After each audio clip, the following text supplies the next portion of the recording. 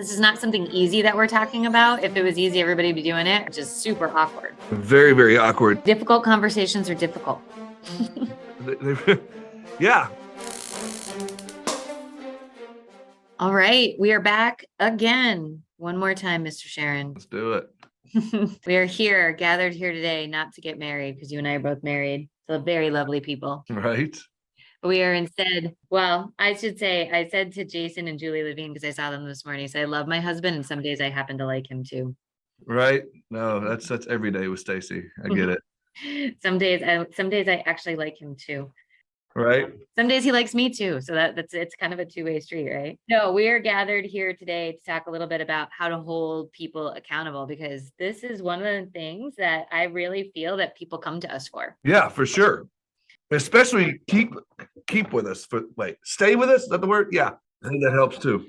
I think that this is one of the reasons why people are attracted to us. One, they want themselves held accountable, but also two, the struggle is real on the team side. I actually had a great chat about that with Mr. Julie and Jason Levine this morning. And we were kind of just to chat it up a little bit. We were talking a little bit about how the hiring market being so hard, there's a lot of fear to hold the team accountable. Yeah, 100%. And so what ends up happening is maybe we look the other way a lot, and you look the other way, you keep sweeping things under the rug, keep sweeping things under the rug, and then all of a sudden that rug just is covering up a little mountain. No, it really is. And again, it goes back to, and you may be wanting to go down this road already, but I think a lot of people have that scarcity mindset of, if I push them too hard, they're going to leave me, or I won't be able to replace them, or, a lot going on. I'm scared to push them too much, or I'm scared to get them out of their comfort zone so they don't hold them accountable in the process. So let's talk about what that looks like. What are the negative side effects at an agency when people are not held accountable? Obviously, work doesn't get done. Sales don't happen. Things don't get done in a timely fashion. Things fall through the cracks. There's clients waiting on things. There's prospects waiting. Prospects not even being called. There's a lot going on when you're not held accountable. And then the numbers just continue to slip. There's also the idea that the owners keep getting more and more stressed and frustrated, right? So I know you work with a couple of husband-wife teams. I think it's super present when you see a husband and wife team, because I like to say that the business goes home with them, right? They're talking about it when they have coffee in the morning. They're talking about it as they go to bed. They're talking about it at dinner. And one of the hardest parts of having there's some great parts to it, but there's some hard parts of having a husband and wife, is that when someone's not pulling their weight, it becomes a big source of conversation between the two of them. Right. It does. And that's a lot, even not husband and wife teams. But yeah, I think that's it's a huge issue that people struggle with. And that, yes, some of the teams I'm working with, they're struggling with that same very thing you're talking about. Yeah. I always live under this world, clarity is kind. The kindest thing we can do is say, hey, there's something that's not working. Let's fix it. Let's work on it together. But I don't want to start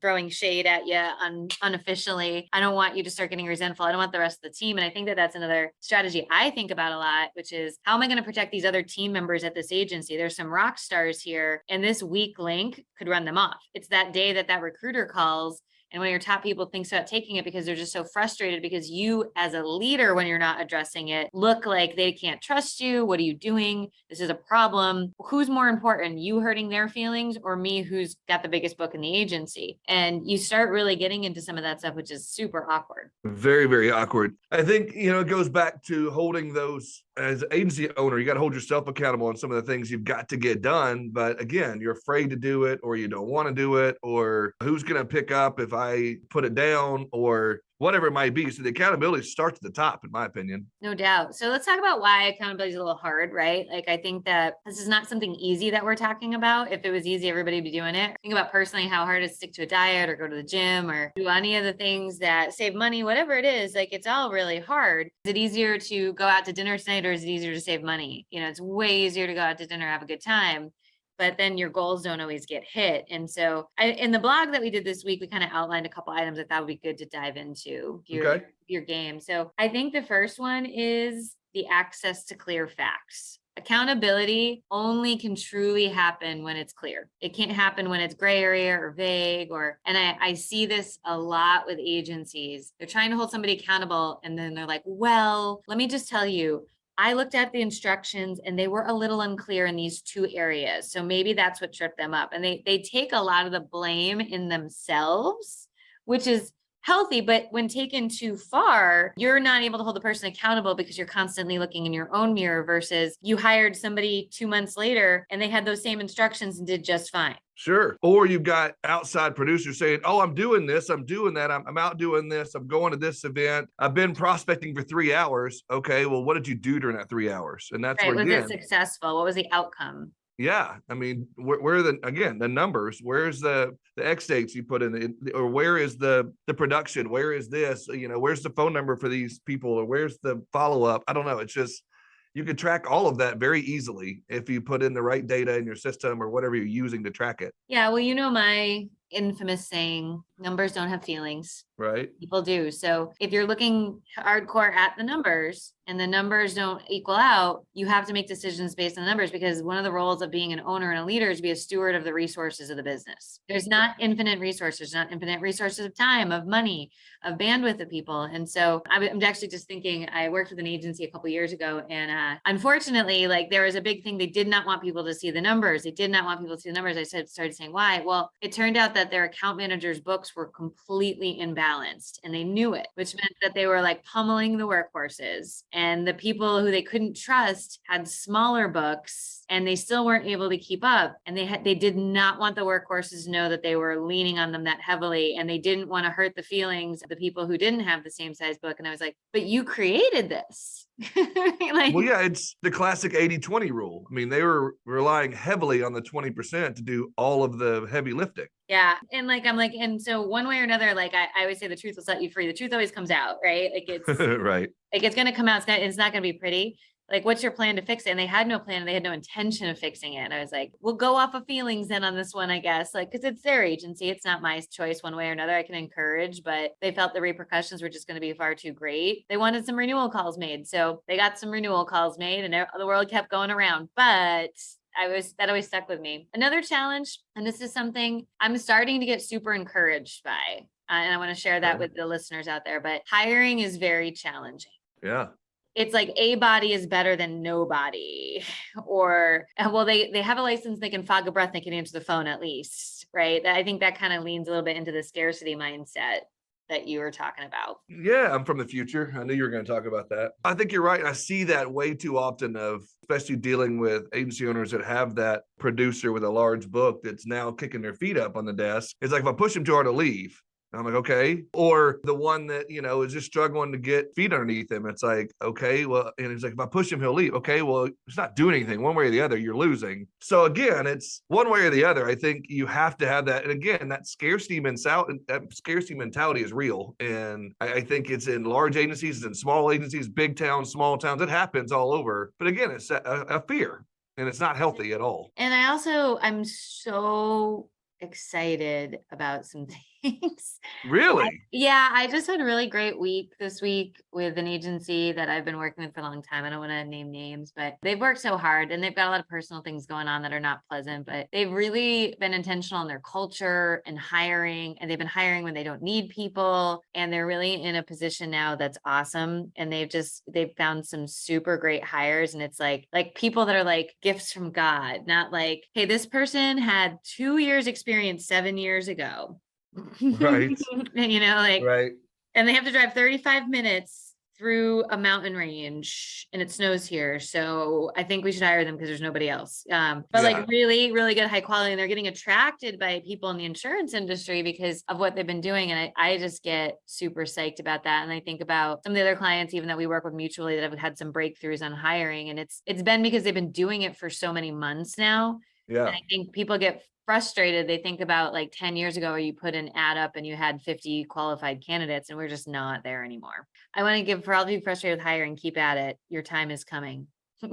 Yeah, but I think also you have to be prepared when it doesn't work out. If you did hire somebody you thought was good, to have those difficult conversations.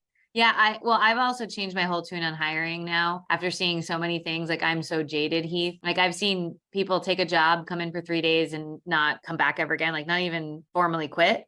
Yeah. And I've just seen some vile things now. I'm like, hire people, date them for 90 days, see if they work. Yeah. Like, I've been in interviews where I thought people were gonna be amazing and they tank out. And then I've been in interviews where like somebody was like, don't hire them, and they're rock stars. You don't know till you move in together what it's really gonna be like. Yeah.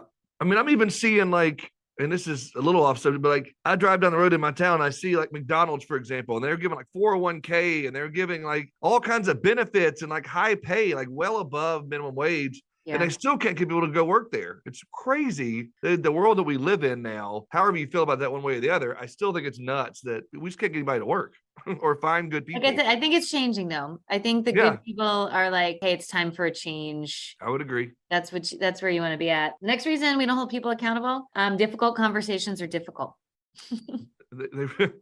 Yeah, from the redundancy department. Yeah, I think you're right. It does. It makes it difficult because it all ties back into that mindset that we talked about earlier. And you find excuses. We find excuses because you don't want to, you don't want to hurt people's feelings. And then, like I always say, it's like, you're going to do it. And then they have a good day. And you're like, well, they had a good day today. It's like, cool. That's not sustainable. Like it's one good day. You've been frustrated this by a long shot. And, I also think one of the things that, I loved about, reading the book that you had me read, Traction, we talked about right seats on the bus, and maybe having that conversation to say, you're a great culture fit. I love you here, but maybe we need to try a different role for you. And that could be part of that conversation as well. Yeah. I mean, I also see so many agencies, and I've written blogs about this in 3-minute videos. Like the biggest line item in any agency's budget is payroll. And what we do kind of a terrible job of leading and managing people in this industry. Like I'm a big believer that there should be at least, I mean, you know how we roll. We have a weekly coaching meeting where it's like, let's get in and let's do it. Let's go through all the things.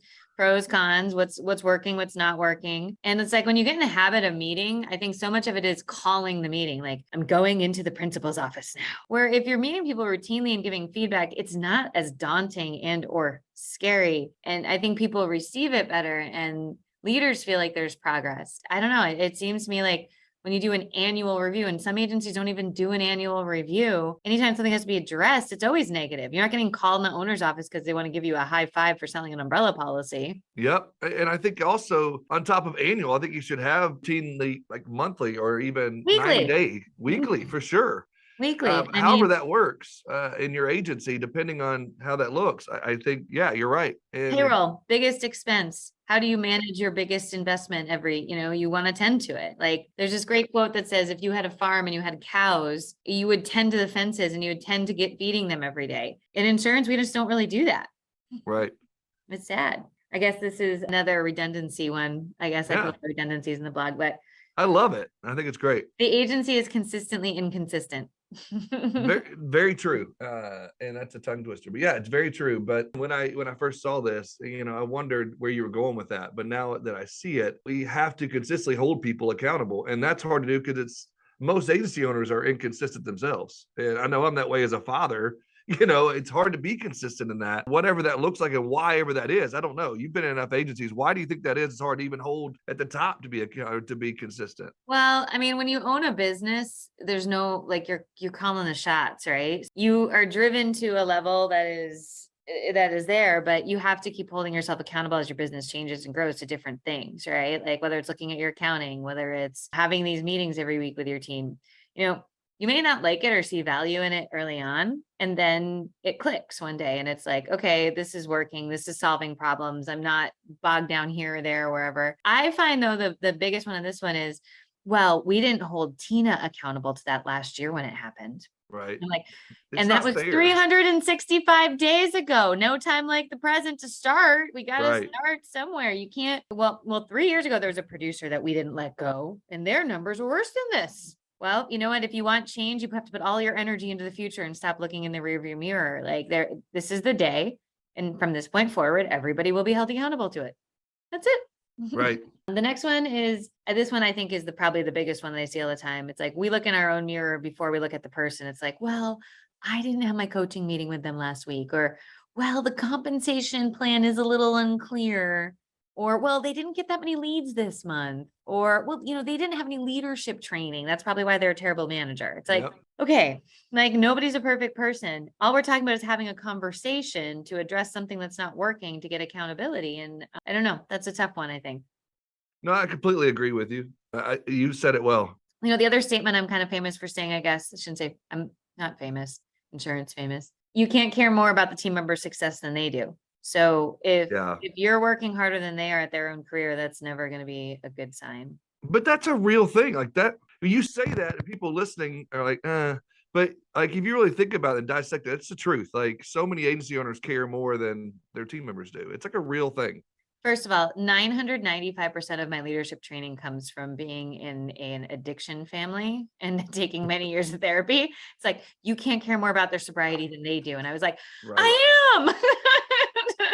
That's You know what? it's so true. And then I started clicking on everything else in life. I'm like, I can't care more about this or success than they do. I have to cut ties. I have to focus on my success. You're exactly right. And that works for everything, like you said, anyhow. It does.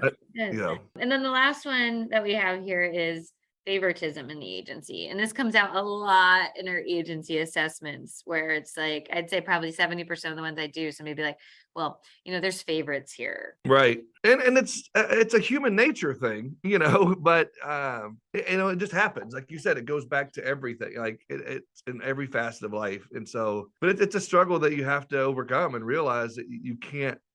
I don't know. It's hard to get over that one. That one's a tough one. Well, but I think you have to.